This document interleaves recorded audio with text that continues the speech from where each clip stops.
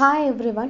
കാലിക്കറ്റ് യൂണിവേഴ്സിറ്റിയിൽ ഫോർത്ത് സെമസ്റ്ററുകാരുടെ BA complementary paper ആയിട്ടുള്ള Indian constitution and politics, federalism, decentralisation and political dynamics എന്ന് പറയുന്ന ആ ഒരു പേപ്പറിലെ ഫസ്റ്റ് മൊഡ്യൂളായിട്ടുള്ള ഇന്ത്യൻ ഫെഡറലിസത്തെ കുറിച്ചിട്ടാണ് നമ്മൾ ഈ ഒരു വീഡിയോയിൽ ഡിസ്കസ് ചെയ്യാൻ വേണ്ടി പോകുന്നത് കേട്ടോ. അപ്പോൾ നമുക്ക് എല്ലാവർക്കും അറിയാം ഇന്ത്യൻ കോൺസ്റ്റിറ്റ്യൂഷൻ എന്താണ്, അത് എത്രത്തോളം നമ്മുടെ പൊളിറ്റിക്സിലും അതുപോലെ തന്നെ നമ്മുടെ കൺട്രിയിലുമൊക്കെ തന്നെ എത്രത്തോളം അതിന് ഇമ്പോർട്ടൻസ് ഉണ്ട്, നമ്മുടെ കോൺസ്റ്റിറ്റ്യൂഷൻ ബിൽഡ് ചെയ്ത് വന്നിരിക്കുന്നത് ഏത് രീതിയിലാണ്, ആർട്ടിക്കിളുകളെ കുറിച്ചിട്ട് അതുപോലെ ഷെഡ്യൂളുകളെ കുറിച്ചിട്ട് പാർട്ടുകളെ കുറിച്ചിട്ടൊക്കെ തന്നെ ഇന്ത്യൻ കോൺസ്റ്റിറ്റ്യൂഷനകത്ത് പറയുന്നുണ്ട്. അപ്പോൾ ഒരു നേഷൻ എന്ന് പറയുന്നത് ഏത് രീതിയിൽ മുന്നോട്ട് പോകണം എന്ന് പറയുന്നത് ഇന്ത്യൻ കോൺസ്റ്റിറ്റ്യൂഷനിലൂടെയാണ്. നമ്മുടെ ഇന്ത്യയുടെ ടോട്ടലായിട്ടുള്ള എല്ലാ കാര്യങ്ങളും വരുന്നത് ഇന്ത്യൻ കോൺസ്റ്റിറ്റ്യൂഷനിലാണ്. സോ ഇതിനൊരു ഇൻട്രൊഡക്ഷൻ എന്ന രീതിയിൽ പറയുകയാണെന്നുണ്ടെങ്കിൽ article 1 of the Indian constitution states that India also refer to as Bharat will be a union of states. അപ്പോൾ ഇന്ത്യയിലെ ഭരണഘടനയുടെ ആർട്ടിക്കിൾ 1 പറഞ്ഞിരിക്കുന്നത് ഭാരതം എന്നറിയപ്പെടുന്ന ഇന്ത്യ എന്ന് പറയുന്നത് ടോട്ടലായിട്ട് ഒരുപാട് സംസ്ഥാനങ്ങളുടെ യൂണിയൻ ആയിരിക്കും. അതായത് ഒരുപാട് സംസ്ഥാനങ്ങൾ ഇന്ത്യ എന്ന് പറയുന്ന ഈ ഒരു മഹാരാജ്യത്തുണ്ട് നമുക്കറിയാം. ഈ ഒരു സ്റ്റേറ്റ്സിൻ്റെ ഒക്കെ തന്നെ ഒരു യൂണിയൻ ആയിരിക്കും ഇന്ത്യ എന്നാണ് പറയുന്നത്. അതിന് ആർട്ടിക്കിൾ 1 ഭാരതം എന്ന് അറിയപ്പെടുന്ന ഇന്ത്യ എന്ന് പറയുന്നത് എന്താണ്, ഇന്ത്യയിൽ ഈ സംസ്ഥാനങ്ങളുടെ യൂണിയൻസ് ആയിരിക്കുമെന്നാണ് ഫസ്റ്റ് ആയിട്ട് പറയുന്നത്. അതുപോലെ India's government combines elements of both the federal and unitary systems, making it neither purely federal or purely unitary. അപ്പോൾ ഇന്ത്യൻ ഗവൺമെൻറ് എന്ന് പറയുന്നത് ഫെഡറലും യൂണിറ്ററിയുമായിട്ടുള്ള ടോട്ടലായിട്ടുള്ള ഈ എലമെൻസിനെ സംയോജിപ്പിച്ചുകൊണ്ടാണ് ഇരിക്കുന്നത്. അപ്പോൾ പൂർണ്ണമായിട്ട് ഫെഡറൽ ഇൻ നേച്ചറാണ് ഇന്ത്യൻ ഗവൺമെൻറ് അല്ലെങ്കിൽ ഇന്ത്യൻ കോൺസ്റ്റിറ്റ്യൂഷൻ എന്ന് പറയാൻ വേണ്ടി പറ്റില്ല. ടോട്ടലായിട്ട് യൂണിറ്ററി ഇൻ നേച്ചറാണ് ഈ ഒരു ഇന്ത്യൻ കോൺസ്റ്റിറ്റ്യൂഷൻ എന്ന് നമുക്ക് പറയാൻ വേണ്ടി പറ്റില്ല. അപ്പോൾ നമുക്ക് ഫെഡറലിസം എന്താണെന്നറിയാം, യൂണിറ്ററിയനിസം എന്താണെന്നറിയാം. അപ്പോൾ ഫെഡറലിസം എന്താണെന്ന് ഞാൻ ജസ്റ്റ് ഒന്ന് പറഞ്ഞു തരാം. Federalism is A political system where separate states or regions come together under an overarching government while maintaining their own autonomy. അതായത് ഫെഡറലിസം എന്ന് പറയുന്നത് ഒരു കൺട്രിയിൽ ഒരുപാട് സ്റ്റേറ്റ്സുകൾ ഉണ്ടാവാം, റീജിയൻസ് ഉണ്ടാവാം, അങ്ങനെ ഒരുപാട് കാര്യങ്ങൾ ഉണ്ടാവാം. ഇതെല്ലാം കൂടി ടുഗെദർ ആയിട്ട് വന്നിട്ട് ഒരു ഗവൺമെൻറ്റിൻ്റെ അണ്ടറിൽ വരുന്നതാണ് ഫെഡറലിസം എന്ന് പറയുന്നത്. എന്തിനു വേണ്ടിയിട്ടാണ്? നമ്മുടെ ഇന്ത്യ എന്ന് പറയുന്നത് ഒരുപാട് ഡൈവേഴ്സിറ്റി ഉള്ള ഒരു രാജ്യമാണ്, നമുക്കറിയാം. യൂണിറ്റി ഇൻ ഡൈവേഴ്സിറ്റി എന്നാണ് നമ്മൾ പറയാറ്. സോ അതാണ് ഇതിലും പറയുന്നത്. ഈ ഒരു യൂണിറ്റിയും ഡൈവേഴ്സിറ്റിയും ഒക്കെ തന്നെ ബാലൻസ് ചെയ്യാൻ വേണ്ടിയിട്ടാണ് ഫെഡറലിസം എന്ന് പറയുന്ന ഒരു കൺസെപ്റ്റ് വരുന്നത്. അപ്പോൾ ഈ ഫെഡറൽ എന്ന് പറയുന്ന ആ ഒരു വേർഡിൻ്റെ മീനിങ് മനസ്സിലായിട്ടുണ്ടാവും, ഫെഡറലിസം എന്താണെന്ന് നിങ്ങൾക്ക് മനസ്സിലായിട്ടുണ്ടാവും. പിന്നീട് നമ്മൾ പറഞ്ഞത് എന്താണ്, അതർ എലമെൻറ്റ്സ് ആയിട്ട് നമ്മൾ പറഞ്ഞത് യൂണിറ്ററി സിസ്റ്റംസ് ആണ്. അപ്പോൾ ഈ ഒരു യൂണിറ്ററി സ്റ്റേറ്റ് എന്ന് പറയുന്നത് വെച്ച് കഴിഞ്ഞാൽ it is a sovereign state governed as a single entity where the central government hold supreme authority. അപ്പോൾ യൂണിറ്ററി സ്റ്റേറ്റ് എന്ന് പറയുന്നതിൽ ഏറ്റവും ഇമ്പോർട്ടൻ്റ് ആയിട്ട് പറയുന്നത് ഒരു സെൻട്രൽ ഗവൺമെൻറ് ആണ് അവിടുത്തെ അതോറിറ്റി മുഴുവനായിട്ട് ഹോൾഡ് ചെയ്യുന്നത്. അവിടെ ഒരു സെൻട്രലൈസ്ഡ് പവർ ഉണ്ടാവും, അഡ്മിനിസ്ട്രേറ്റീവ് ആയിട്ടുള്ള ഡിവിഷൻസ് ഉണ്ടാവും, അതുപോലെ തന്നെ പവേഴ്സൊക്കെ തന്നെ വിത്ഡ്രോ ചെയ്ത് കൊടുക്കുന്നുണ്ടാവും. അങ്ങനെ ഒരുപാട് കാര്യങ്ങൾ ഉണ്ടാവും. ഈ ഒരു യൂണിറ്ററി സ്റ്റേറ്റിൻ്റെ ഒരു എക്സാമ്പിൾ ആയിട്ട് പറയുന്നത് ഗ്രേറ്റ് ബ്രിട്ടൻ ആണ്. ഗ്രേറ്റ് ബ്രിട്ടൻ എന്ന് പറയുന്നത് അവിടെ ഡീസെൻട്രലൈസേഷൻ നടക്കുന്നുണ്ട്, അതുപോലെ തന്നെ ഒരു കോൺസ്റ്റിറ്റ്യൂഷൻ പ്രിൻസിപ്പിൾ വെച്ചിട്ടാണ് നടക്കുന്നത്. അതുപോലെ ഫ്രാൻസ് എന്ന് പറയുന്നത് നമുക്കൊരു ഈ ഒരു യൂണിറ്ററി സ്റ്റേറ്റ് ആയിട്ട് പറയാവുന്നതാണ്. അപ്പോൾ ഇതിൽ ആലോചിക്കേണ്ട ഒരു കാര്യം സെൻട്രൽ ഗവൺമെൻറ്റിനെ കുറിച്ചിട്ടാണ്. അപ്പോൾ ഇവിടെ സെൻട്രൽ ഗവൺമെൻറ് ആണ് എന്ത് ചെയ്യുന്നത്, അതോറിറ്റി ആയിട്ട് അല്ലെങ്കിൽ മൊത്തത്തിലൊരു സുപ്രീം പവർ ആയിട്ട് ഹോൾഡ് ചെയ്ത് നിൽക്കുന്നത് നമുക്ക് മനസ്സിലാവും.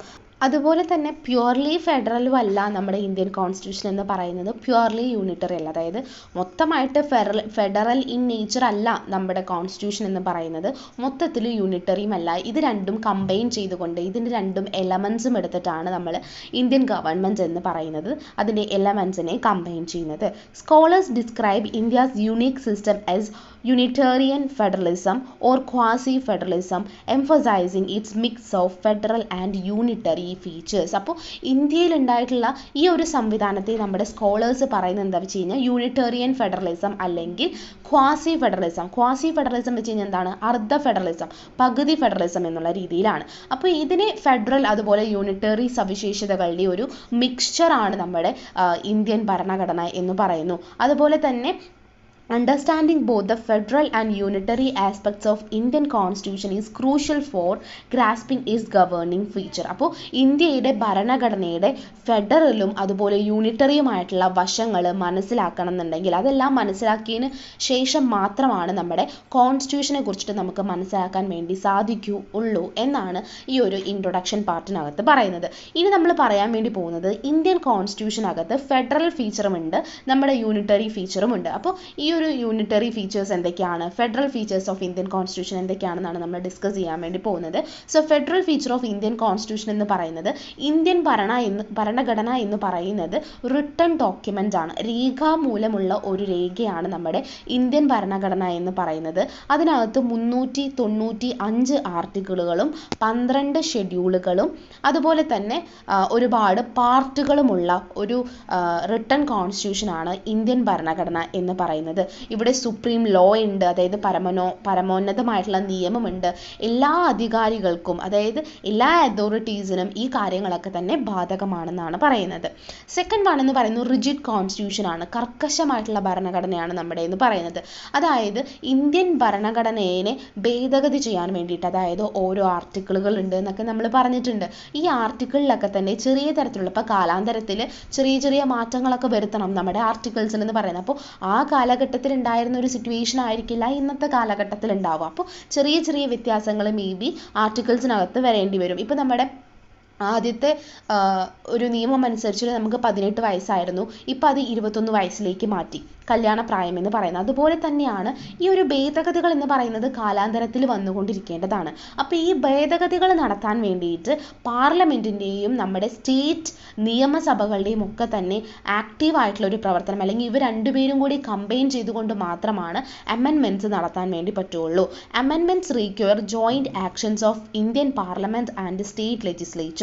അപ്പോൾ ഇന്ത്യൻ പാർലമെൻറ്റിൻ്റെയും സ്റ്റേറ്റ് ലെജിസ്ലേച്ചറിൻ്റെയും ജോയിൻ്റ് ആയിട്ടുള്ള ഒരു ആക്ഷനോട് കൂടിയിട്ട് മാത്രമാണ് ഇത്തരം പറയുന്ന നമ്മുടെ ആർട്ടിക്കിളുകളിൽ, അതായത് ഭരണഘടനയിലുള്ള ഈ നിയമങ്ങളിലൊക്കെ തന്നെ ചെറിയ തരത്തിലുള്ള അമെൻമെൻറ്റുകൾ, ഭേദഗതികൾ നടത്താൻ വേണ്ടിയിട്ട് സാധിക്കുകയുള്ളൂ. So four provision on union state relations and judicial organisations. അപ്പോൾ ഇവിടെ കേന്ദ്രത്തിൻ്റെയും സംസ്ഥാനത്തിൻ്റെയും റിലേഷൻ എന്ന് പറയുന്നതും ജുഡീഷ്യൽ ഓർഗനൈസേഷൻ എന്നിവയുടെ ഒരു വ്യവസ്ഥകളും ഒക്കെ തന്നെ ഇതിനകത്ത് ബാധകമാണ്. അതുകൊണ്ടാണ് നമ്മുടെ കോൺസ്റ്റിറ്റ്യൂഷൻ എന്ന് പറയുന്നത് റിജിഡ് ആണെന്ന് പറയുന്നത്, അതായത് വളരെ കർക്കശമാണെന്ന് പറയുന്നത്. സിമ്പിൾ അല്ല, ഒരിക്കലും അമെൻമെൻറ്റ് നടത്താൻ വേണ്ടിയിട്ട് ഇവിടെ സിമ്പിൾ അല്ല, അതാണ് പറയുന്നത്. തേർഡ് വൺ എന്ന് പറയുന്നത് ഡുവൽ പൊളിറ്റിനെ കുറിച്ചിട്ടാണ്. അതായത് ഇവിടെ കേന്ദ്ര സർക്കാരുണ്ട്, അതായത് സെൻട്രൽ ഗവൺമെൻറ് ഉണ്ട്, സ്റ്റേറ്റ് സർക്കാരുകളുമുണ്ട്. അപ്പോൾ ഇവിടെ എന്താണ്, രണ്ട് സർക്കാർ സംവിധാനങ്ങളുണ്ട്. അതുകൊണ്ടാണ് ഡുവൽ പൊളിറ്റി എന്ന് പറയുന്നത്. ഇതിൽ കേന്ദ്ര സർക്കാരിൻ്റെ അണ്ടറിലാണ് സ്റ്റേറ്റ് സർക്കാരുകളൊക്കെ തന്നെ വരുന്നത്. ഫോർത്ത് വൺ എന്ന് പറയുന്നത് ഡിവിഷൻ ഓഫ് പവർ ആണ്. നമുക്ക് ഈ സ്റ്റേറ്റും ഉണ്ട് സെൻട്രലും ഉണ്ട്, അതായത് നമുക്ക് സ്റ്റേറ്റ് ഗവൺമെൻറ്റും ഉണ്ട് സെൻട്രൽ ഗവൺമെൻറ്റും ഉണ്ട്. ഇത് രണ്ടെണ്ണത്തിലും എല്ലാവരും കൂടി ഒരുമിച്ച് ഇതിനകത്ത് കയറിയിട്ട് ഭരിക്കാൻ വേണ്ടി നിന്ന് കഴിഞ്ഞ് കഴിഞ്ഞാൽ, അപ്പോൾ എല്ലാ കാര്യങ്ങളിലും എല്ലാം ഇടപെടാം എന്നുള്ള രീതിയിലായി കഴിഞ്ഞ് കഴിഞ്ഞാൽ ഒരിക്കലും അത് നല്ല രീതിയിൽ നമ്മുടെ നേഷനെ മുന്നോട്ട് കൊണ്ടുപോകാൻ വേണ്ടിയിട്ട് സാധിക്കില്ല. അതുകൊണ്ട് തന്നെ അധികാര വിഭജനം, ഡിവിഷൻ ഓഫ് പവേഴ്സ് എന്ന് പറയുന്ന ഒരു കാര്യം അതിനകത്തുണ്ട്. ഇതിനകത്ത് യൂണിയൻ ലിസ്റ്റ് ഉണ്ട്, കൺകറൻറ്റ് ലിസ്റ്റ് ഉണ്ട്, അതുപോലെ സ്റ്റേറ്റ് ലിസ്റ്റ് ഉണ്ട്. ഇങ്ങനെ 3 ലിസ്റ്റുകളായിട്ട് തരംതിരിക്കുകയും സംസ്ഥാനത്തിന് ഇന്നിന്ന ലിസ്റ്റുകൾ കൊടുക്കുന്നു, ഇന്നിന്ന കാര്യങ്ങളിൽ മാത്രമാണ് സംസ്ഥാനം ഇടപെടാൻ വേണ്ടി പറ്റുള്ളൂ. സെൻട്രൽ ഗവൺമെൻറ് ഇടപെടേണ്ട കുറച്ച് കാര്യങ്ങളുണ്ടാവും. അപ്പോൾ ആ കാര്യങ്ങളൊക്കെ അവർക്ക് ലിസ്റ്റ് ഔട്ട് ചെയ്ത് കൊടുക്കുന്നു. അങ്ങനെ union list, state list, concurrent list, ഈ അതായത് യൂണിയനും നമ്മുടെ സ്റ്റേറ്റും കൂടി ഒരുമിച്ച് കാര്യങ്ങൾ നോക്കുന്നതിനെയാണ് കൺകറൻറ്റ് ലിസ്റ്റ് എന്ന് പറയുന്നത്. അപ്പോൾ ഇങ്ങനെയാണ് 3 ലിസ്റ്റുകൾ കൊടുക്കുന്നത്. ഇതിൻ്റെ ഡീറ്റെയിൽ ആയിട്ട് നമ്മൾ ഇനി വരുന്ന പാർട്ടിൽ പറയുന്നതാണ് കേട്ടോ. അങ്ങനെ എന്ത് ചെയ്യുന്നുണ്ട്, നമ്മൾ അധികാരത്തെ വിഭജിച്ച് കൊടുക്കുന്നുണ്ട് എന്നാണ് പറയുന്നത്. ഫിഫ്ത്ത് വൺ എന്ന് പറയുന്നത് സുപ്രീമസി ഓഫ് കോൺസ്റ്റിറ്റ്യൂഷൻ. കോൺസ്റ്റിറ്റ്യൂഷനാണ് ഇവിടെ, അതായത് ഭരണഘടനയ്ക്കാണ് ഇവിടെ പരമാധികാരം എന്ന് പറയുന്നത്. അതായത് നമ്മുടെ നേഷൻ്റെ ഏറ്റവും പരമോന്നതമായിട്ടുള്ള നിയമം എന്ന് പറയുന്നത് നമ്മുടെ ഭരണഘടനയിലൂടെയാണ്. അതുകൊണ്ട് കേന്ദ്ര സർക്കാരുകളും സംസ്ഥാന സർക്കാരും ഒക്കെ തന്നെ അതിൻ്റെ ജൂറിസ്ഡിക്ഷൻ്റെ ഉള്ളിലാണെന്ന് പറയാൻ വേണ്ടി പറ്റും. അതായത് കേന്ദ്ര സർക്കാരും സംസ്ഥാന സർക്കാരും ഒക്കെ തന്നെ കോൺസ്റ്റിറ്റ്യൂഷൻ്റെ അണ്ടറിലാണ്. ഭരണഘടനയ്ക്കാണ് പരമോന്നതാധികാരം, അതായത് സുപ്രീമസി ഓഫ് ദ കോൺസ്റ്റിറ്റ്യൂഷൻ എന്ന് പറയുന്നത്. കോൺസ്റ്റിറ്റ്യൂഷന് മേളിൽ അങ്ങനെ കയറിയിട്ട് നമുക്കൊന്നും ചെയ്യാൻ വേണ്ടിയിട്ട് പറ്റില്ല, അതാണ് അതിൽ പറയുന്നത്. സിക്സ്ത് വൺ എന്ന് പറയുന്നത് അതോറിറ്റി ഓഫ് കോർട്സ്, അതായത് കോടതികൾക്ക് അധികാരമുണ്ട്. അതിൽ പറയുന്നത് നോക്കൂ, supreme courts interprets constitution, guardian of Constitution resolves disputes between center and states and among states, exercises judicial review. അപ്പോൾ അതോറിറ്റി ഓഫ് കോർട്ടുകൾ എന്ന് പറയുന്നത് കോടതികളുടെ അധികാരത്തെക്കുറിച്ച് പറയുകയാണെന്നുണ്ടെങ്കിൽ നമുക്ക് സുപ്രീം കോടതിയുണ്ട്. സുപ്രീം കോടതിയാണ് നമ്മുടെ കോൺസ്റ്റിറ്റ്യൂഷനെ വ്യാഖ്യാനിക്കുന്നത്, കോൺസ്റ്റിറ്റ്യൂഷനെ ഇൻ്റർപ്രറ്റ് ചെയ്യുന്നത്. ഇന്ന രീതിയിലാണ് ഈ ആർട്ടിക്കിൾസ് പറയുന്നത്, അത് ഈ രീതിയിലാണ് ഉപയോഗിക്കാൻ വേണ്ടി കഴിയുക. അതുപോലെ ഭരണഘടനയുടെ രക്ഷാധികാരി എന്ന് പറയുന്നത് നമ്മുടെ ഈ കോർട്ടുകളാണ്. നമ്മുടെ ഭരണഘടന എന്ന് പറയുന്നത് ഏത് രീതിയിൽ നിന്ന് പോകണം. അപ്പോൾ ഒരിക്കലും നല്ലതല്ലാത്ത രീതിയിൽ ഒരു സുപ്രീം കോർട്ട് വന്നു കഴിഞ്ഞാൽ, സുപ്രീം കോർട്ട് ജഡ്ജിമാർ വന്നു കഴിഞ്ഞ് കഴിഞ്ഞാൽ വളരെ മോശമായിട്ട് നമ്മുടെ ഭരണഘടനയെ എന്ത് ചെയ്യാൻ വേണ്ടി പറ്റും, ഇൻ്റർപ്രറ്റ് ചെയ്യാൻ വേണ്ടി പറ്റും. അങ്ങനെയുള്ള കാര്യങ്ങളൊന്നും ഇല്ലാതെ നമ്മുടെ കോടതി എന്ന് പറയുന്നത്, നമ്മുടെ സുപ്രീം കോർട്സുകളും ജഡ്ജിമാരും മറ്റു ലോയേഴ്സും കാര്യങ്ങളും ഒക്കെ തന്നെ നമ്മുടെ ഭരണഘടനയുടെ രക്ഷാധികാരികളായിട്ട് പ്രവർത്തിക്കുകയാണ്. കേന്ദ്രവും സംസ്ഥാനങ്ങളും ഒക്കെ തന്നെ ഉള്ള, അതായത് ഇപ്പോൾ നമ്മുടെ സെൻട്രൽ ഗവൺമെൻറ്റും സ്റ്റേറ്റ് ഗവൺമെൻറ്റും തമ്മിലൊക്കെ ഒരുപാട് കോൺഫ്ലിക്റ്റുകളും കാര്യങ്ങളൊക്കെ ഉണ്ടാകുമ്പോൾ നമ്മുടെ ഈ കോടതികളാണ് ഇത്തരത്തിലുള്ള തർക്കങ്ങളൊക്കെ തന്നെ പരിഹരിക്കുന്നത്. അങ്ങനെ അതായത് സ്റ്റേറ്റും സെൻട്രലും തമ്മിൽ തർക്കമുണ്ടാകുമ്പോഴും പലതരത്തിലുള്ള സ്റ്റേറ്റുകൾ തമ്മിൽ തർക്കങ്ങൾ ഉണ്ടാകുമ്പോഴും ഒക്കെ തന്നെ ജുഡീഷ്യറി എന്ന് പറയുന്ന കാര്യം അതിനകത്ത് ഇടപെടുകയും സൊല്യൂഷൻസ് കണ്ടുപിടിക്കുകയും ചെയ്യുന്നു. അടുത്തത് ബൈകാമറൽ ലെജിസ്ലേച്ചർ ആണ്. അതായത് Rajya Sabha represent States and Lok Sabha represents people, reflects dual representation of federal system. അപ്പോൾ ഫെഡറൽ സിസ്റ്റത്തിനകത്ത് നമുക്ക് രണ്ട് തരത്തിലുള്ള റിഫ്ലക്ഷൻസ് ആണ് കൊടുക്കേണ്ടത്. അത് പറയുമ്പോൾ രാജ്യസഭയുമുണ്ട് ലോക്സഭയുമുണ്ട്. രാജ്യസഭ റെപ്രസെൻറ്റ് ചെയ്യുന്നത് സ്റ്റേറ്റുകളെയാണ്, ലോക്സഭ എന്ന് പറയുന്നത് റെപ്രസെൻറ്റ് ചെയ്യുന്നത് പീപ്പിൾസിനെയാണ്.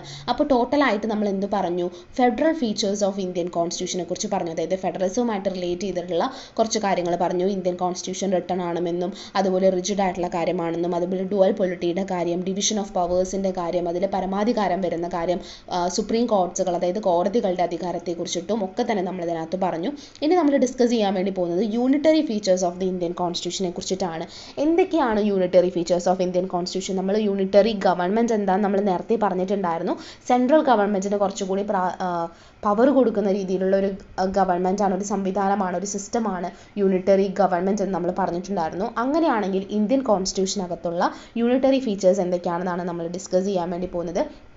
ഫസ്റ്റ് വൺ എന്ന് പറയുന്നത് use the term of union. The constitution describes India as a union of states implying a strong central government. അപ്പോൾ യൂണിയൻ എന്ന് പറയുന്ന ഒരു പദത്തിൻ്റെ ഉപയോഗത്തെക്കുറിച്ചിട്ടാണ് പറയുന്നത്. ഭരണഘടന എന്ന് പറയുന്നത് ഇന്ത്യയിൽ സംസ്ഥാനങ്ങളുടെ യൂണിയൻ എന്നാണ്. നമ്മൾ ആദ്യം പറഞ്ഞപ്പോൾ തന്നെ നമ്മൾ പറഞ്ഞിട്ടുണ്ടായിരുന്നു ആർട്ടിക്കിൾ 1 ഭാരതം എന്ന് പറയുന്നത് യൂണിയൻ ഓഫ് സ്റ്റേറ്റ്സ് ആണെന്ന്. അതുപോലെ തന്നെ സംസ്ഥാനങ്ങളുടെ യൂണിയൻ എന്ന് വിശേഷിപ്പിക്കപ്പെടുന്നു. അവിടെ എന്താണ്, ശക്തമായിട്ടുള്ള ഒരു സെൻട്രൽ ഗവൺമെൻറ് ഉണ്ട്. അതുകൊണ്ടാണ് ഒരു യൂണിറ്ററി ഫീച്ചർ ഓഫ് ഇന്ത്യൻ കോൺസ്റ്റിറ്റ്യൂഷനകത്ത് അത് പറയുന്നത്. സെക്കൻഡ് വൺ എന്ന് പറയുന്നത് സിംഗിൾ കോൺസ്റ്റിറ്റ്യൂഷൻ ആണ്. അതായത് മറ്റ് ഫെഡറൽ സിസ്റ്റത്തിൽ നിന്നും വ്യത്യസ്തമായിട്ട് നമ്മുടെ കേന്ദ്രത്തിനും നമ്മുടെ സെൻട്രൽ ഗവൺമെൻറ്റിനും സ്റ്റേറ്റ് ഗവൺമെൻറ്റിനും ഒരൊറ്റ ഭരണഘടന മാത്രമേ ഉള്ളൂ. സെപ്പറേറ്റ് ആയിട്ടുള്ള രീതിയിൽ ഭരണഘടന ഒന്നും തന്നെയില്ല. ഇന്ത്യ എന്ന് പറയുന്ന ഒരു നേഷന് ഒരൊറ്റ ഭരണഘടനയുള്ളൂ. അതൊരു യൂണിറ്ററി ഫീച്ചർ ആയിട്ടാണ് പറയുന്നത്. തേർഡ് വൺ എന്ന് പറയുന്നത് minor role in constitution amendment. അതായത് ഭരണഘടനാ ഭേദഗതിയിൽ സ്റ്റേറ്റിന് ചെറിയ പങ്കാണുള്ളത്. അതായത് കേന്ദ്രം സെൻട്രൽ ഗവൺമെൻറ്റുമായിട്ട് താരതമ്യം ചെയ്യുന്ന സമയത്ത് ഭരണഘടനാ അമെൻമെൻറ്റ് അതായത് ഭേദഗതി ചെയ്യുന്ന സമയത്ത് സംസ്ഥാനങ്ങൾക്ക് പരിമിതമായിട്ടുള്ള രീതിയിലുള്ള അധികാരം മാത്രമാണുള്ളത്. പല കേസുകളിലും പാർലമെൻറ്റിനാണ് ഏറ്റവും കൂടുതൽ അധികാരം എന്ന് പറയുന്നത്. അതുകൊണ്ടാണ് ഇതിനകത്ത് minor role in constitutional amendment എന്ന് പറയുന്നത്. അതൊരു യൂണിറ്ററി ഫീച്ചറാണ്. ഫോർത്ത് വൺ എന്ന് പറയുന്നത് no guarantee of state territorial integrity. അതായത് സ്റ്റേറ്റ് ടെറിട്ടോറിയൽ ഇൻറ്റഗ്രിറ്റിക്ക് ഒരു ഗ്യാരണ്ടി ഇല്ലാത്ത സമയം. അതായത് പാർലമെൻറ്റ് എന്ന് പറയുന്നത് ഇപ്പോൾ ഒരു ഭൂരിപക്ഷത്തോട് കൂടിയിട്ട് നമ്മുടെ സ്റ്റേറ്റ്സിനെയൊക്കെ തന്നെ പുനഃസംഘടിപ്പിക്കാൻ വേണ്ടിയിട്ട് തീരുമാനിക്കുകയാണ്. അതായത് അവരുടെ പ്രദേശം മാറ്റുന്നു അല്ലെങ്കിൽ അതിർത്തിയിലൊക്കെ ചേഞ്ചസ് വരുത്താൻ വേണ്ടിയിട്ടൊക്കെ തന്നെ തീരുമാനിക്കുകയാണെന്നുണ്ടെങ്കിൽ സെൻട്രൽ ഗവൺമെൻറ് അല്ലെങ്കിൽ പാർലമെൻറ്റ് അങ്ങനെ ഒരു തീരുമാനം എടുത്തു കഴിഞ്ഞ് കഴിഞ്ഞാൽ സ്റ്റേറ്റിന് അതിൻ്റെ മേളിൽ വലിയ അധികാരങ്ങളൊന്നുമില്ല. സ്റ്റേറ്റിന് അതൊന്നും എതിർക്കാൻ വേണ്ടിയിട്ട് കഴിയില്ല. അപ്പോൾ എന്താണ്, സെൻട്രൽ ഗവൺമെൻറ്റിന് അവിടെ കൂടുതൽ പവർ കൊടുത്തിരിക്കുകയാണ്. അതൊരു യൂണിറ്ററി ഫീച്ചർ അല്ലേ. ഫിഫ്ത്ത് വൺ എന്ന് പറയുന്നത് സിംഗിൾ സിറ്റിസൺഷിപ്പാണ്. മറ്റ് ഫെഡറേഷൻസുകളിൽ നിന്നൊക്കെ തന്നെ വ്യത്യാസമായിട്ട് ഇന്ത്യയിൽ ഡബിൾ സിമ്പിൾ ആയിട്ടുള്ള രീതിയിൽ സിറ്റിസൺഷിപ്പ് കൊടുക്കുന്നില്ല. ഇന്ത്യൻ പൗരന്മാരെന്ന് പറയുന്നത്, അതായത് പൗരന്മാർ എന്ന് പറയുന്നത് ഇന്ത്യൻ പൗരന്മാർ മാത്രമാണ്. ഇന്ത്യയിലെ സിറ്റിസൺഷിപ്പ് സിംഗിൾ ആണ് എന്നാണ് പറയുന്നത്. 6th വൺ എന്ന് പറയുന്നത് നോ റൈറ്റ്സ് ടു സെസഷൻ, അതായത് വിഭജനത്തിനുള്ള അവകാശമില്ല. അപ്പോൾ അവരുടെ ഒരു യൂണിയൻ എന്ന് പറയുന്നത്, നമ്മൾ പറഞ്ഞിട്ടുണ്ടായിരുന്നു യൂണിയൻ ഓഫ് സ്റ്റേറ്റ്സ് ആണ് നമ്മുടെ ഭാരതം എന്ന് പറയുന്നത്. അപ്പോൾ ഈ ഒരു യൂണിയനിൽ നിന്ന് വേർപിരിയാൻ വേണ്ടിയിട്ട് ഓരോ സ്റ്റേറ്റിനും അവകാശമില്ല. അപ്പോഴും എന്താണ്, സെൻട്രൽ ഗവൺമെൻറ് മോർ പവർഫുൾ ആണ്, സ്റ്റേറ്റ് ഗവൺമെൻറ്റിന് അവിടെ പവർ ഇല്ല. 7th വൺ എന്ന് പറയുന്നത് unequal representation in upper house. അപ്പോൾ അപ്പർ ഹൗസ് എന്ന് പറയുന്നത് നമുക്കറിയാം രാജ്യസഭയാണ്. അപ്പോൾ ഈ രാജ്യസഭയിലെ പ്രാതിനിധ്യം എന്ന് പറയുന്നത് ജനസംഖ്യയെ അടിസ്ഥാനമാക്കിയിട്ടുള്ളതാണ്. അവിടെ സംസ്ഥാനങ്ങൾക്ക് തുല്യ പ്രാധാന്യമില്ല. എത്രത്തോളം ജനസംഖ്യയുണ്ടോ അതിനനുസരിച്ചിട്ടാണ് അവിടെ എന്ത് ചെയ്യുന്നത്, പാർട്ടിസിപ്പേഷൻ വരുന്നത്. 8th വൺ എന്ന് പറയുന്നത് over riding legislative power of the union, അതായത് സംസ്ഥാനത്തിന് അല്ലെങ്കിൽ നമ്മുടെ കേന്ദ്രത്തിന് നിയമനിർമ്മാണ അധികാരങ്ങളെ മറികടക്കാൻ വേണ്ടി കഴിയുന്നു. അതായത് പാർലമെൻറ്റിൽ നിയമങ്ങൾ അല്ലെങ്കിൽ കൺകറന്റ് വിഷയങ്ങളിലെ നിയമങ്ങളൊക്കെ തന്നെ സ്റ്റേറ്റിന് എന്ന് പറയുന്നതിൻ്റെ അധികാരത്തെ മറികടക്കുകയാണ്. അതായത് ഇപ്പോൾ ഒരു കൺകറന്റ് വിഷയങ്ങളിൽ സ്റ്റേറ്റും സെൻട്രലിനും രണ്ട് തരത്തിലുള്ള നിയമങ്ങൾ ഉണ്ടെന്നുണ്ടെങ്കിൽ അത് സെൻട്രൽ ഗവൺമെൻറ്റിൻ്റെ നിയമമാണ് കൺകറന്റ് ലിസ്റ്റിൽ എന്ത് ചെയ്യുക, ആഡ് ചെയ്യുക. അതാണ് പറയുന്നത്.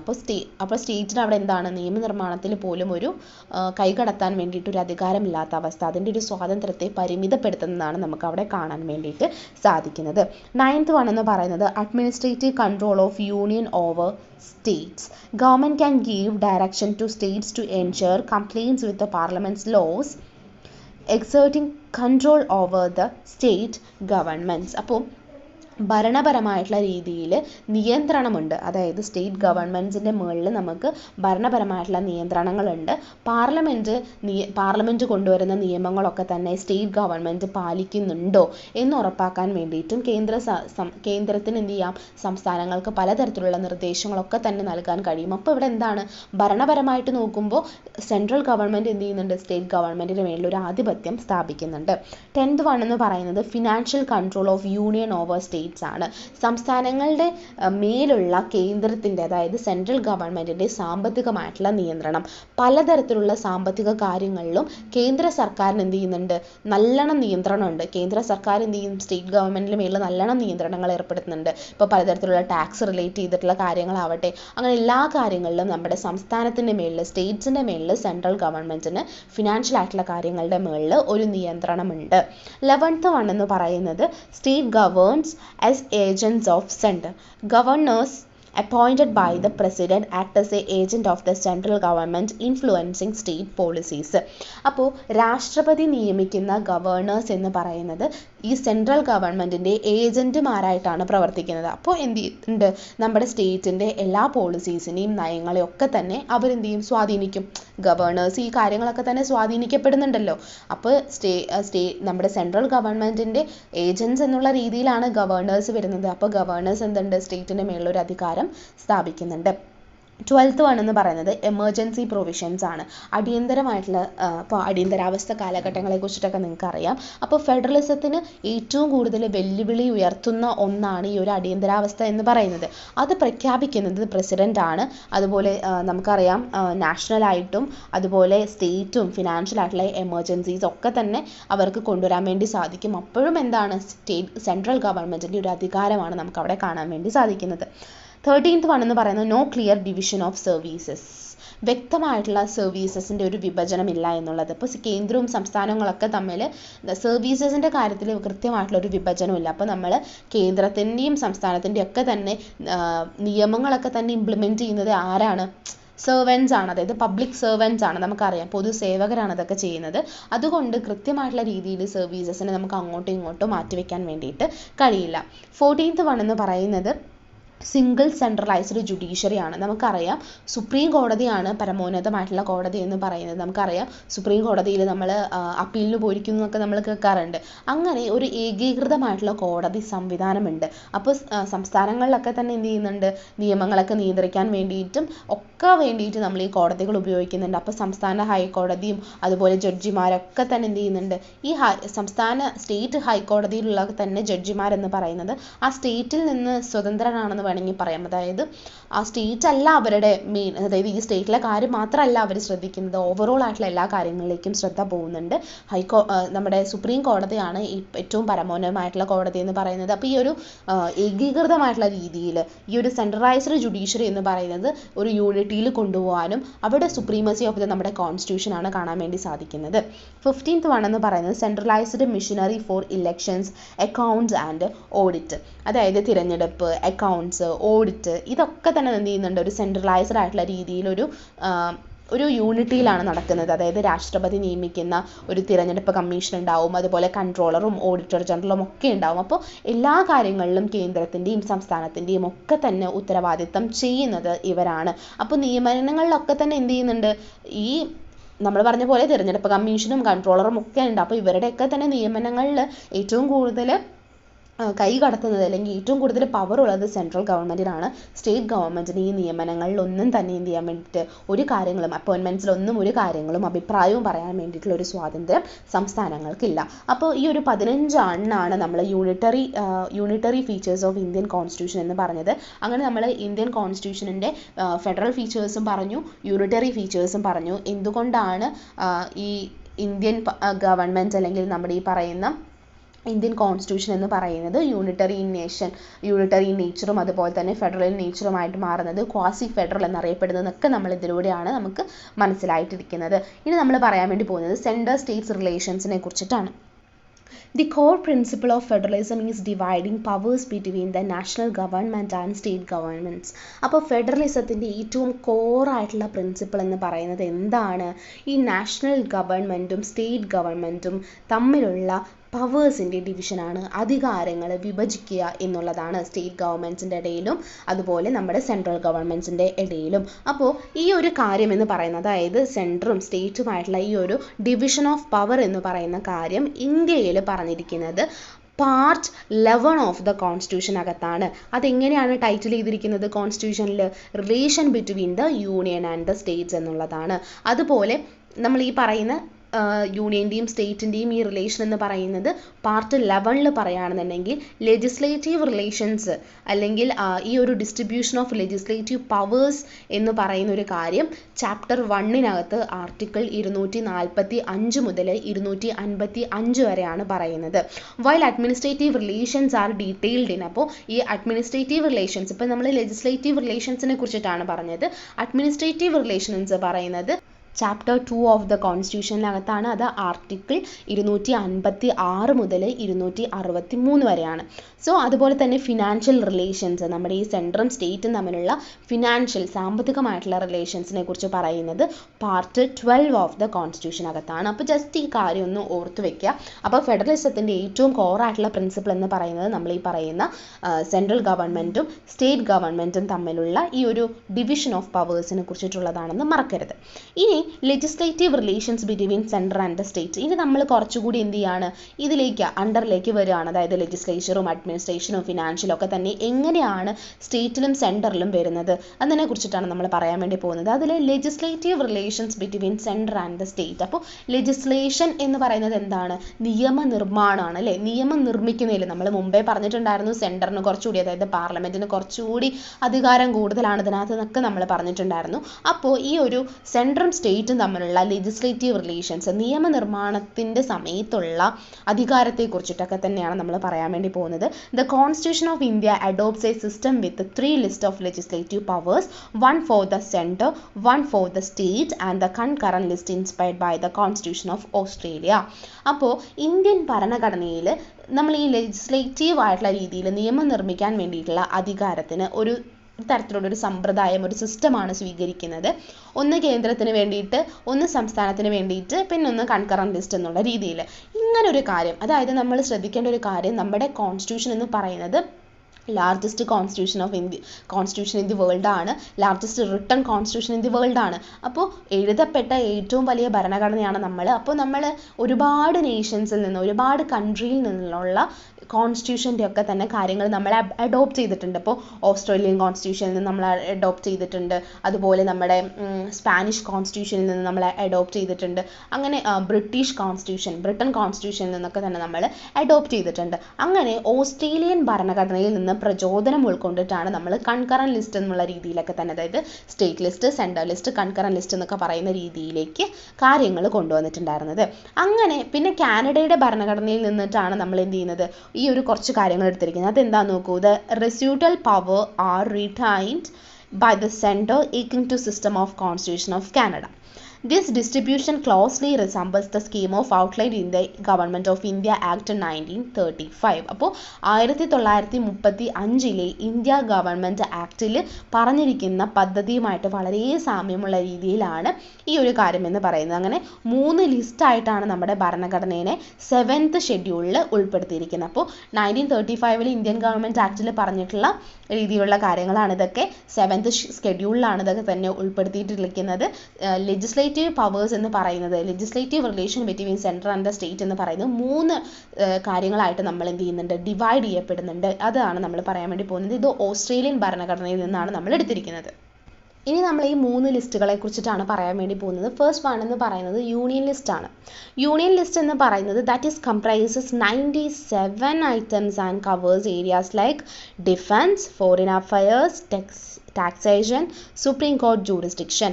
അതായത് പ്രതിരോധം, വിദേശകാര്യം, ടാക്സേഷൻ റിലേറ്റ് ചെയ്തിട്ട്, നികുതി റിലേറ്റ് ചെയ്തിട്ട്, സുപ്രീം കോടതിയുടെ അധികാരപരിധി തുടങ്ങിയിട്ടുള്ള ഒരുപാട് മേഖലകൾ ഉൾക്കൊള്ളുന്ന ഒന്നാണ് യൂണിയൻ ലിസ്റ്റ് എന്ന് പറയുന്നത്. യൂണിയൻ ലിസ്റ്റ് ആരാണ് ചെയ്യുന്നത്? സെൻട്രൽ ഗവൺമെൻറ്റിൻ്റെ അണ്ടറിലാണ് യൂണിയൻ ലിസ്റ്റ് വരുന്നത്. ഇതിൽ 97 items ആണ് ഉൾക്കൊള്ളുന്നത്. അപ്പോൾ നമ്മുടെ യൂണിയൻ്റെ ഒരു ഇൻട്രസ്റ്റിന് അനുസരിച്ചിട്ട് രാജ്യവ്യാപകമായിട്ടുള്ള ഒരു ഏകീകൃതമായിട്ടുള്ള നിയമങ്ങൾ ആവശ്യമുള്ളതുമായിട്ടുള്ള വിഷയങ്ങളാണ് എന്ത് ചെയ്യുന്നത്, യൂണിയൻ ലിസ്റ്റിനകത്ത് വരുന്നത്. അതായത് നമ്മുടെ സെൻട്രൽ ഗവൺമെൻറ്റിൻ്റെ ഇൻട്രസ്റ്റിനനുസരിച്ചിട്ടുള്ളതും, അതുപോലെ നമ്മുടെ രാജ്യം എന്ന് പറയുമ്പോൾ ഒത്തിരി സ്റ്റേറ്റുകൾ അടങ്ങിയിട്ടുള്ളതാണ്, സ്റ്റേറ്റ് ഗവൺമെൻറ് അടങ്ങിയിട്ടുള്ളതാണ്. അവിടെയൊക്കെ തന്നെ രാജ്യവ്യാപകമായിട്ട് ഒരൊറ്റ നിയമം ആവശ്യമുള്ളതായിട്ടുള്ള, അതായത് പ്രതിരോധത്തിൻ്റെ കേസിൽ, ഡിഫൻസിൻ്റെ കേസിൽ ഒറ്റ നിയമമല്ലേ പറ്റുള്ളൂ. അതുപോലെ ഫോറിൻ അഫയേഴ്സിൻ്റെ കാര്യത്തിൽ, ടാക്സിൻ്റെ കാര്യത്തിൽ, സുപ്രീം കോടതിയുടെ അധികാരപരിധിയുടെ റിലേറ്റ് ചെയ്തിട്ട്, അങ്ങനെ ഒരുപാട് കാര്യങ്ങളിലൊക്കെ തന്നെ ഏകീകൃതമായിട്ടുള്ള, അതായത് ഒറ്റ നിയമം ആവശ്യമുള്ളതുമായിട്ടുള്ള വിഷയങ്ങളാണ് യൂണിയൻ ലിസ്റ്റിനകത്ത് വരുന്നത്. ഇവിടെ പാർലമെൻറ്റ് പ്രത്യേകമായിട്ടാണ് യൂണിയൻ ലിസ്റ്റിന് വേണ്ടിയിട്ട് നിയമങ്ങൾ നിർമ്മിക്കപ്പെടുന്നത്. അപ്പോൾ ഇതിൽ 97 ഇനങ്ങളാണുള്ളത്. അതിൽ ഏതൊക്കെയാണ്? പ്രതിരോധവും, വിദേശകാര്യവും, നികുതിയും, സുപ്രീം കോടതിയുടെ ജൂറിസ്ഡിക്ഷനും ഒക്കെ തന്നെ ഇതിലുണ്ട്. 97 എണ്ണാണെന്ന് മറക്കരുത് കേട്ടോ. അപ്പോൾ സെൻട്രൽ ഗവൺമെൻറ്റിൻ്റെ അണ്ടറിലാണ്, പാർലമെൻറ്റാണ് നിയമനിർമ്മാണം നടത്തുന്നത്. ഏകീകൃത നിയമങ്ങളാണ് ഇവിടെ ഉണ്ടാവുക. സെക്കൻഡ് വൺ എന്ന് പറയുന്നത് സ്റ്റേറ്റ് ലിസ്റ്റ് ആണ്. അതിൽ തന്നെ ഉണ്ട്, സ്റ്റേറ്റ് ഗവൺമെൻറ്റിൻ്റെ അണ്ടറിലാണ് സ്റ്റേറ്റ് ലിസ്റ്റുകൾ വരുന്നത്.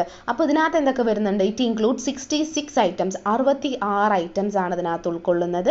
Such as public order, education and agriculture. ഇതിലെന്തൊക്കെയുണ്ട്? പബ്ലിക് ഓർഡർ, പൊതുവായിട്ടുള്ള കാര്യങ്ങളൊക്കെ പറയുന്നുണ്ട്. വിദ്യാഭ്യാസത്തെക്കുറിച്ചിട്ടും കൃഷിയെ തുടങ്ങിയിട്ടുള്ള കാര്യങ്ങളൊക്കെ തന്നെ ഉൾപ്പെടുന്ന 66 items ആണ് സ്റ്റേറ്റ് ലിസ്റ്റിനകത്ത് വരുന്നത്. അപ്പോൾ ഇവിടെ പ്രാദേശികമായിട്ടുള്ള താല്പര്യങ്ങളാണ്, അതായത് ഒരു സ്റ്റേറ്റിനെ ഓറിയൻറ്റ് ചെയ്ത്, അതായത് കേരളത്തിൽ ആവശ്യമായിട്ടുള്ള നിയമങ്ങളെ കുറിച്ചിട്ടൊക്കെ അല്ലേ പറയുക. അപ്പോൾ സ്റ്റേറ്റിൻ്റേതായിട്ടുള്ള നിയമങ്ങൾ അല്ലെങ്കിൽ ആ ഒരു സ്റ്റേറ്റിൻ്റേതായിട്ടുള്ള താല്പര്യങ്ങൾ റിഫ്ലക്റ്റ് ചെയ്യുകയും നമ്മുടെ സംസ്ഥാനത്തിലുടനീളമായിട്ടുള്ള രീതിയിൽ എല്ലാ പ്രദേശങ്ങളിലേക്കും ഇത്തരത്തിലുള്ള നിയമങ്ങൾ എത്തിക്കാനൊക്കെ തന്നെ അധികാരം ഈ ഒരു സ്റ്റേറ്റ് ലിസ്റ്റിനകത്തുണ്ട്. തേർഡ് വൺ എന്ന് പറയുന്നത് കൺകറന്റ് ലിസ്റ്റ് ആണ്. കൺകറന്റ് ലിസ്റ്റ് നമ്മൾ പറഞ്ഞിട്ടുണ്ടായിരുന്നു, യൂണിയനും ഉണ്ട്, സ്റ്റേറ്റും ഉണ്ട്. അതായത് നമ്മുടെ സെൻട്രൽ ഗവൺമെൻറ്റും ഉണ്ട്, സ്റ്റേറ്റ് ഗവൺമെൻറ്റും ഉണ്ട് ഇതിനകത്ത് എന്ന് പറയും. അതായത് ഇതിനൊരു എക്സാമ്പിളായിട്ട് പറയുന്നത് മാരേജ് ലോസ് ആണ്. അതായത് ഇപ്പോൾ പല റീജിയൻസിലുള്ള ആളുകൾക്ക് പലതരത്തിലുള്ള ലോസും കാര്യങ്ങളൊക്കെ തന്നെ ഉണ്ടാവും, നമ്മൾ പഠിച്ചിട്ടുണ്ട്. അതേപോലെ തന്നെയാണ് ഇറ്റ് കണ്ടെയ്ൻസ് 47 items. ഇതിനകത്ത് 47 items ആണ് ഉൾക്കൊള്ളുന്നത്. പലതരത്തിലുള്ള വിവാഹം റിലേറ്റ് ചെയ്തിട്ടുള്ള നിയമങ്ങൾ, സാമ്പത്തിക ആസൂത്രണം തുടങ്ങിയിട്ടുള്ള ഒരുപാട് കാര്യങ്ങൾ കൺകറന്റ് ലിസ്റ്റിനകത്ത് വരുന്നുണ്ട്. ഇവിടെ ഏകീകൃതമായിട്ടുള്ള രീതിയിലൊരു കാര്യം നല്ലതാണെന്നുണ്ടെങ്കിലും പക്ഷെ അത് അനിവാര്യമായിട്ടുള്ള ഒരു രീതിയിലല്ല. അതായത് ഇപ്പോൾ മാരേജ് റിലേറ്റ് ചെയ്തിട്ടുള്ള ലോസും കാര്യങ്ങളും കൊടുക്കുമ്പോൾ അത് അനിവാര്യമാണോ ചോദിച്ചു കഴിഞ്ഞാൽ അത്ര അനിവാര്യമല്ല, പക്ഷെ കൊടുത്തു കഴിഞ്ഞാൽ നല്ലതാണ് എന്നുള്ള രീതിയിലാണ് പറയുന്നത്. അങ്ങനെ കേന്ദ്രത്തിനും സംസ്ഥാനത്തിനും നിയമസഭകൾക്കും ഒക്കെ തന്നെ ഈ കാര്യങ്ങളിൽ അധികാര പരിധി ഉണ്ട് എന്നാണ് കൺകറന്റ് ലിസ്റ്റിനകത്ത് പറയുന്നത്. അതുപോലെ നമ്മൾ മുമ്പ് പറഞ്ഞിട്ടുണ്ടായിരുന്നു, ഇപ്പോൾ പാർലമെൻറ്റും അതുപോലെ സ്റ്റേറ്റ് നിയമസഭയ്ക്കും കൺകറൻറ്റ് ലിസ്റ്റിലുള്ള നിയമങ്ങൾ എന്ന് പറയുന്നത് നടപ്പിലാക്കാൻ വേണ്ടി പറ്റും. പക്ഷേ ഒരേ സബ്ജക്റ്റിനകത്ത് 2 നിയമങ്ങൾ വരികയാണെന്നുണ്ടെങ്കിൽ, സ്റ്റേറ്റിൻ്റെ നിയമവും സെൻട്രലിൻ്റെ നിയമവും വരികയാണെന്നുണ്ടെങ്കിൽ അവിടെ യൂണിയൻ്റെ, അതായത് നമ്മുടെ സെൻട്രൽ ഗവൺമെൻറ്റിൻ്റെ നിയമമാണ് നിലനിൽക്കുക എന്ന് നമ്മൾ ഓൾറെഡി പറഞ്ഞിട്ടുണ്ട്. അപ്പോൾ ആ കൺകറൻറ്റ് ലിസ്റ്റിനകത്ത് അതുകൂടി ഓർക്കണം.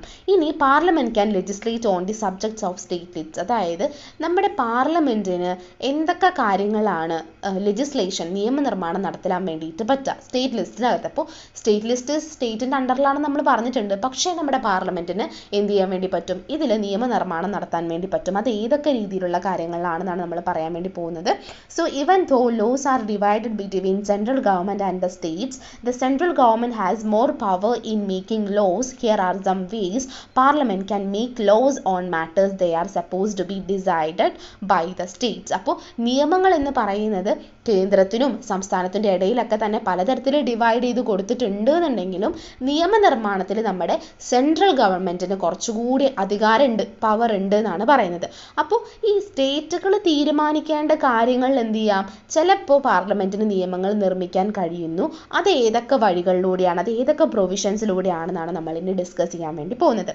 ഫസ്റ്റ് വൺ എന്ന് പറയുന്നത്, if most of the members of Rajya Sabha agree, parliament can make laws on the state matter if it is important for A whole country for up to year. അപ്പോൾ രാജ്യസഭയിൽ ഉണ്ടാവുന്ന ഭൂരിഭാഗം അംഗങ്ങളും യോജിക്കുകയാണെന്നുണ്ടെങ്കിൽ, അതുപോലെ രാജ്യമെമ്പാടും നോക്കുമ്പോൾ ഈ ഒരു ലോ മേക്ക് ചെയ്യേണ്ടത് ഏറ്റവും പ്രധാനപ്പെട്ടതാണെന്നുണ്ടെങ്കിൽ 1 വർഷം വരെ നമ്മുടെ സ്റ്റേറ്റിൻ്റെ കാര്യങ്ങളിൽ പാർലമെൻറ്റിന് നിയമങ്ങൾ നിർമ്മിക്കാൻ വേണ്ടിയിട്ട് കഴിയും.